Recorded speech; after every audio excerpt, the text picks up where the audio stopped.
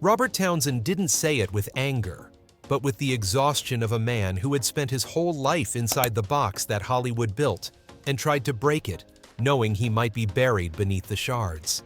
He wasn't just an actor. He was someone who believed that laughter could challenge prejudice, that cinema could be fair.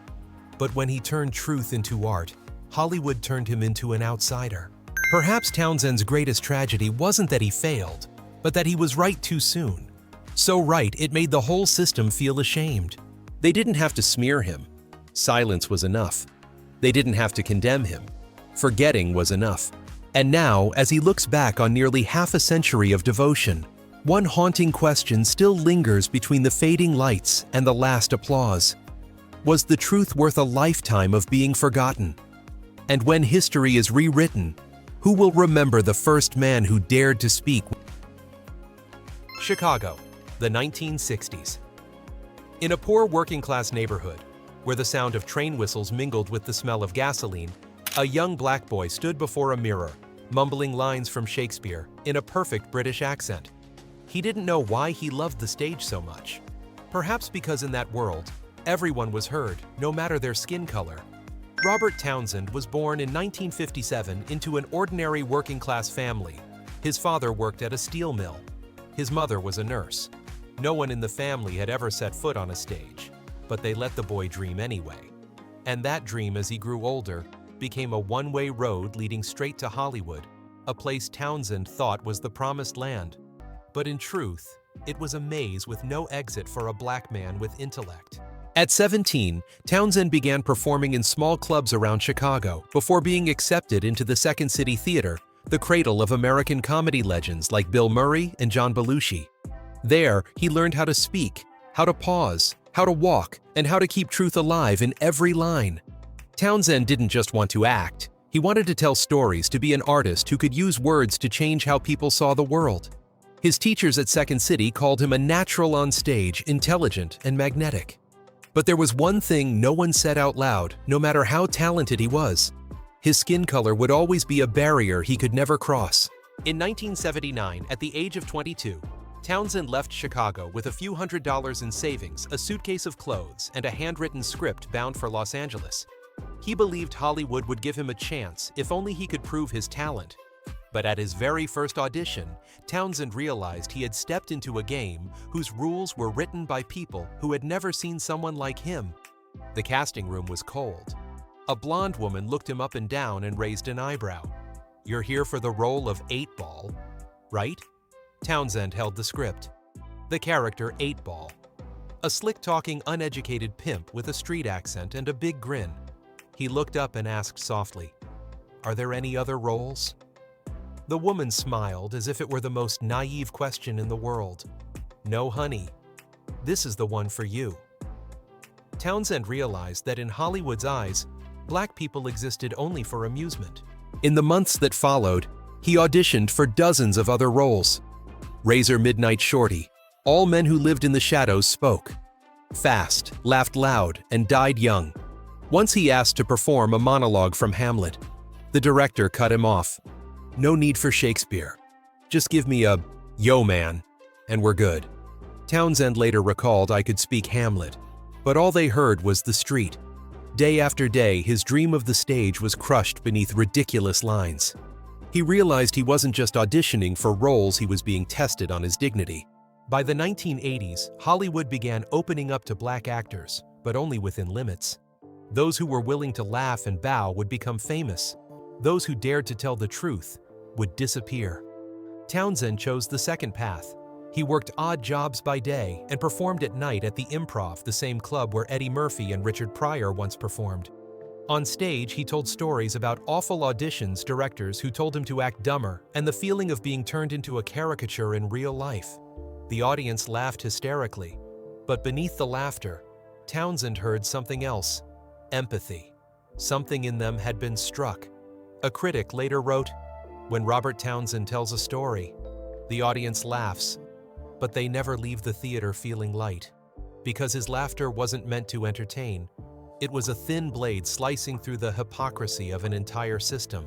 In 1984, Townsend landed a major opportunity when he was cast in A Soldier's Story, alongside Denzel Washington, a film nominated for 3 Oscars.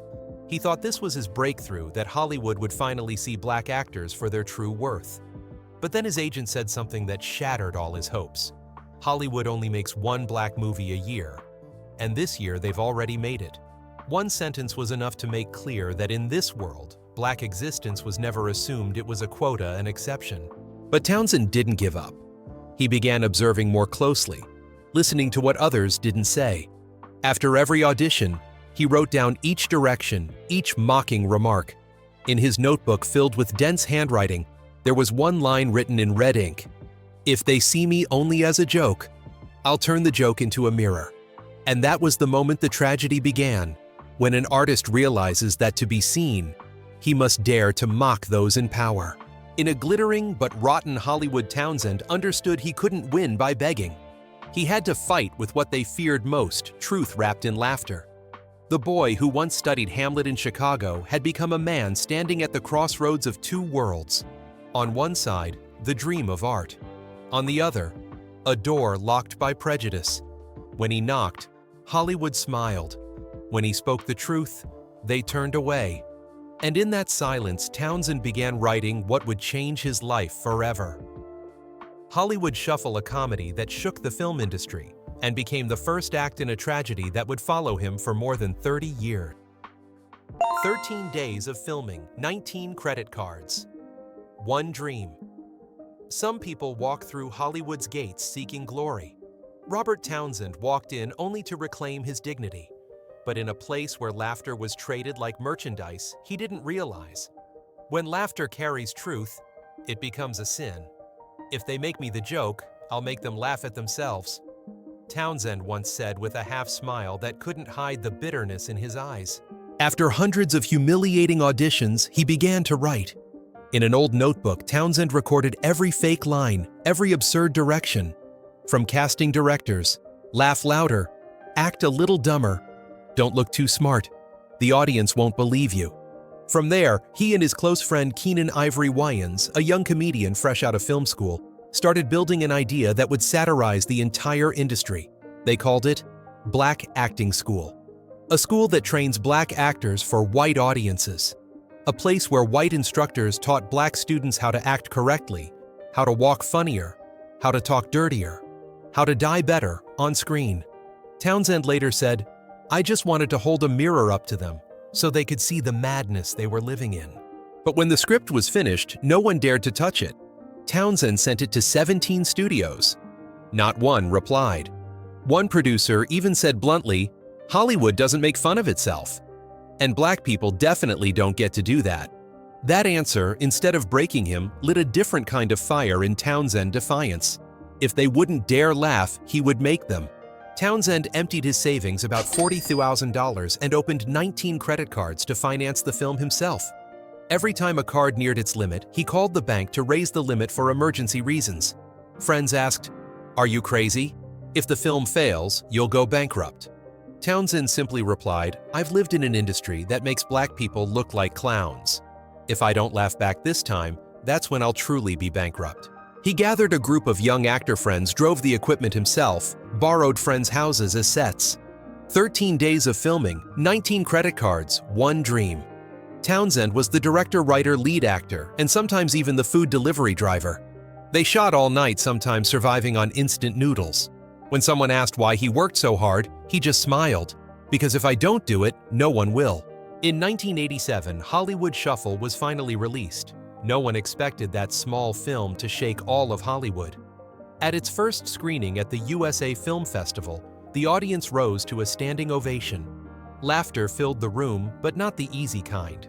It was laughter with the sour taste of truth. A woman wept when Townsend's character said, "We don't have to play fools just to be seen." The American press called it a revolution through laughter. Roger Ebert, the most influential film critic, gave it 2 thumbs up and wrote a film that is both intelligent and necessary. Townsend has done what all of Hollywood wouldn't dare. The New York Times described him as the man who held up a real mirror to the entertainment industry. The Los Angeles Times praised it as a gentle punch that hits straight to the heart. The film grossed $5 million, over 100 times its budget, an impossible figure in the history of American independent cinema. Film students began studying Hollywood Shuffle as a model of rebellious comedy. Historically, black colleges honored Townsend as a symbol of the Black Renaissance in film. But when the laughter stopped, another kind of silence punished talent after Hollywood Shuffle. Robert Townsend thought he had finally been seen. He believed that if no one wanted to hear his truth, at least they could not deny his talent. But Hollywood has its own way of punishing intelligent people. They hire you, praise you, then lock you inside a gilded cage. In 1987, Townsend was invited by Eddie Murphy, then the highest-paid comedian in the world, to direct Eddie Murphy Raw. With a budget of over $8.5 million, the film grossed $50.5 million, becoming the highest-grossing stand-up comedy film in U.S. history, and holding that record for nearly 30 years. Townsend was the man behind the camera, the one who turned the stage into cinema, the one who preserved the soul of a cultural phenomenon. Yet when the lights went out, no one mentioned him. The media called it Eddie Murphy's film, and Townsend was briefly referred to as a promising director. In a later interview, he smiled faintly. "They love me when I make someone else shine. But when I tell my own story, they turn off the lights."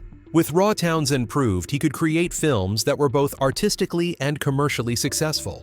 But instead of paving the way for bigger projects, that success made Hollywood see him differently, a talented black man, but one who must remain under control. No one said it aloud, but Townsend understood they feared him. They feared a black man with vision, with a voice, and worst of all, one who dared to do the right thing without asking permission. After Raw, Townsend wanted to tell another story, one not about violence or crime, but about music, about black people with dreams, faith, love, and dignity. The project was called The 5 Heartbeats, inspired by 1960s groups like The Temptations and The Dells, men who sang for the world but were never remembered. Townsend wanted to show their pain artists stripped of their souls in exchange for glory. He spent 2 years writing the script, pouring all his feelings and youthful memories into it. "This is my story," he said, "but it's also the story of anyone who was ever forced to choose between their dream and their pride." But Hollywood doesn't like true stories. For 4 years, Townsend knocked on every door. The first studio said, "It's good, but cut the church scenes. Religion makes audiences uncomfortable." The second advised tone down the racism. "White audiences don't want to feel guilty." Another producer said bluntly, "Can you make it a fun musical?" Something like Dreamgirls' Townsend fell silent. They didn't want him to tell a black story, they wanted a digestible version of it. He refused them all. "If I have to fake pain to be allowed to speak, I'd rather not speak at all." And that was the beginning of the war.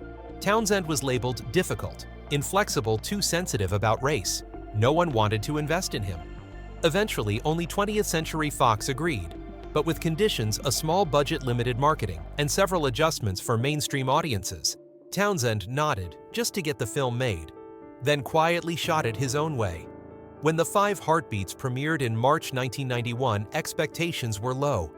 It opened in only 862 theaters, less than half the usual release. But then something strange happened. The black community showed up. They laughed, cried, sang along. In screenings across Chicago, Detroit and Atlanta audiences stood to applaud when the final song played, "A Heart is a House for Love." The film grossed only $8.7 million, yet it quickly became a cult classic, loved and rewatched on VHS television and DVD for decades after. Townsend didn't need numbers. In his audience's eyes, he saw something money could never buy: recognition. But Hollywood didn't see it that way. They saw a black director who dared to tell a story he wasn't supposed to, and that was unforgivable. No nominations, no campaigns, no new deals. The film was buried alive among hundreds of shallow titles. Townsend recalled, "I remember walking out of the premiere that night. People hugged me, said the film made them proud. The next morning, not a single major paper ran a review. No one mentioned it. I knew right then they wanted me to disappear." His talent became an excuse for control. They feared that Townsend would no longer bow, that he could inspire others to speak truth. Hollywood has an unspoken rule: they like successful black people, as long as those people don't make them uncomfortable. And Townsend, with The 5 Heartbeats, did exactly what they hated most. He made them look in the mirror. In the years that followed, no major studios called. Townsend was pushed toward television, directing small projects for HBO, Showtime, or independent companies. His talent was never questioned, only contained. In a 1993 interview, he said, "Hollywood doesn't kill you with a knife. It kills you with silence. It makes you doubt your own worth. The price of holding on to truth is losing everything." If Hollywood Shuffle was the first bullet Townsend fired at the system, then The Five Heartbeats was the one that made the system fire back. Both were classics, but one made people laugh, and the other made them think. And in Hollywood, thinking is the most dangerous act of all. Robert Townsend once said, "They'll let me direct, as long as it's not my story." That's how Hollywood maintains order. They'll open the door for you only if you bow while walking through it. He didn't bow, so they closed it forever. Townsend's second tragedy wasn't failure. It was the brutal truth that in Hollywood, black people are allowed to dream, but never to tell the story of. Honesty becomes a crime. Silence can kill too.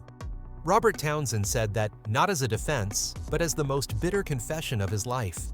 In 2014, when Hollywood was shaken by the wave of sexual assault allegations against Bill Cosby, Robert Townsend's name was suddenly dragged into the storm. People mentioned him not because of a new film, but because of his past, because of the undeniable connection between him and the man once considered the most powerful black icon in America. 30 years earlier, it was Bill Cosby who had first recognized Townsend's potential. When Townsend was still an unknown actor, Cosby gave him opportunities to work on television projects and even advised him, "You have vision. Be a director. Tell your own story." It was that encouragement that pushed Townsend onto a path he knew would be lonely. To him, Bill Cosby had been a mentor, a symbol of belief that black people could also own the American stage. But then, the world changed. When more than 60 women came forward to accuse Cosby, Hollywood began cutting ties. And Townsend, the man Cosby had once helped, was forced to choose a side. During a 2015 interview, a journalist asked bluntly, "Do you believe Bill Cosby is innocent?" Townsend paused for several seconds, then replied slowly, "I wasn't there. I don't know the truth, but I know the man he once was." It was an honest answer, but in the age of media, honesty is the most dangerous thing of all. Cosby supporters immediately turned on him, accusing Townsend of being a traitor. Those condemning Cosby called him a coward, a man afraid to speak the truth for his own interests. Each side wanted an absolute answer. But Townsend, as always, chose the middle ground, the space where truth is complicated, and no one wants to stand. Within days, major newspapers were running headlines labeling him the filmmaker who worked with Cosby, but refused to denounce him. An editor at The Hollywood Reporter wrote coldly, "Robert Townsend had a chance to stand on the right side of history, but he chose silence." The price of silence was not scandal, it was erasure. From 2015 to 2018, Townsend nearly vanished from major events. No invitations, no interviews, no honors. Studios that had once expressed interest in working with him fell silent. Someone in the industry later said, "No one wanted to be associated with Cosby, even indirectly." And Townsend, though he did nothing wrong, became a bearer of bad memories. He understood that in Hollywood, guilt doesn't always come from your actions. It comes from not speaking at the right time. And the greatest tragedy was this: honesty saves no one. It only makes you more vulnerable. In a conversation with The New Yorker, Townsend sighed, "I'm not defending Cosby, but I can't forget that he helped me when no one else believed in me. I don't even know what to feel anymore." It wasn't just a personal struggle. It was the despair of a generation of black artists who once saw Cosby as their role model. When the icon fell, those who had stood in his light fell with him. Hollywood never needs a reason to discard someone. It only needs an excuse. And Townsend's silence became the perfect one. On television, younger faces, Jordan Peele, Ryan Coogler, Ava DuVernay, were celebrated as the new pioneers of black cinema. Meanwhile, Robert Townsend, the man who had paved the way for them, was erased from the conversation. No one mentioned that Hollywood Shuffle had shattered the first wall of satire. No one remembered that The Five Heartbeats had been a landmark of film history. Townsend didn't collapse, but he changed. He withdrew to teach at the University of Southern California, USC, and founded the Townsend Foundation to support young filmmakers. He still gave opportunities, still mentored the next generation, but he no longer believed in the system. In a 2019 speech to film students, he spoke slowly. Hollywood will teach you that honesty is a virtue. But when you're honest, they'll call you dangerous. When you speak truthfully, they'll say you don't know how to play the game. I used to believe in justice through art. Now, I only believe in the work itself. His voice wasn't bitter, just sad. The man who once used laughter to expose hypocrisy was now wounded by truth itself. Friends said there was a time when Townsend barely answered calls, refused interviews, and stayed home with his family. A relative recalled, he wasn't angry, he wasn't disappointed, just empty. As if he finally realized that everything he'd believed in for 40 years was a game he was never meant to win. Townsend's third tragedy didn't come from enemies, but from his own faith. The belief that honesty could protect him from deceit. But in Hollywood, honesty isn't rewarded, it's punished. A close friend once said, Robert didn't lose his reputation, he lost his faith. And when a storyteller loses faith, that's the real death. Townsend understood that in a world where words are twisted, sometimes silence is the only way to preserve what's human. Yet it was that same silence that erased him from the game. Years later, when asked if he regretted not speaking out more forcefully, he simply replied, I can't say things I don't believe, and I can't pretend not to see the good he once did. Maybe the world only wants stories in black and white, but I live in the gray, and I choose to stay there. That sentence sums up Townsend's entire life, a man who never chose the easy path, even when he knew the cost would be high. And that cost was not professional failure, but spiritual loneliness. No enemies, no scandal. Only a man walking through the dark, holding on to the last thing he still believes, that honesty, even when punished, is the only road worth walking. In Hollywood, where everything can be rewritten, Townsend chose not to rewrite himself. And that was his greatest crime. The man history tried to erase. Sometimes the worst kind of death is being erased from memory. Robert Townsend said that in a small discussion panel in 2019. No cameras, no lights, just a few dozen film students sitting quietly. They smiled, not understanding why his voice carried so much sadness. But he did, because he was living that very death. One without blood or tears, only a quiet fading from the memory of an entire industry. In the 2000s, Hollywood entered its diversity era. Studios spoke about opportunities for people of color, hung banners reading Black excellence, and championed slogans like representation matters. In the 2010s, when Jordan Peele's Get Out won an Oscar and Ryan Coogler's Black Panther grossed $1.3 billion worldwide, people called it the golden age of Black cinema. Every major outlet celebrated the new pioneers. Every speech praised a new generation of trailblazers. Only no one mentioned Robert Townsend. His name disappeared from every list. Not a single line in the Pioneer section. No invitations to award ceremonies. Hollywood Shuffle. The satirical film that sparked the Black independent movement in 1987 was reduced to a footnote, a small cult comedy from the 80s. But that forgetting wasn't natural. It was designed a deliberate death. Townsend wasn't banned. He was erased. Quietly. Precisely. Step by step. He vanished from Black excellence tributes. No longer invited to Black Hollywood panels. No streaming platform. Not Netflix, Hulu, nor Amazon Prime included his work in their Black cinema recommendations, even though Hollywood Shuffle had once been listed among 100 independent films that changed America. It was a new kind of execution, algorithmic erasure, a digital death. No smear campaigns, no scandals, just letting the algorithm forget his name. In the age of data, absence means non-existence. A few lines of code can erase an entire career from the world's collective memory.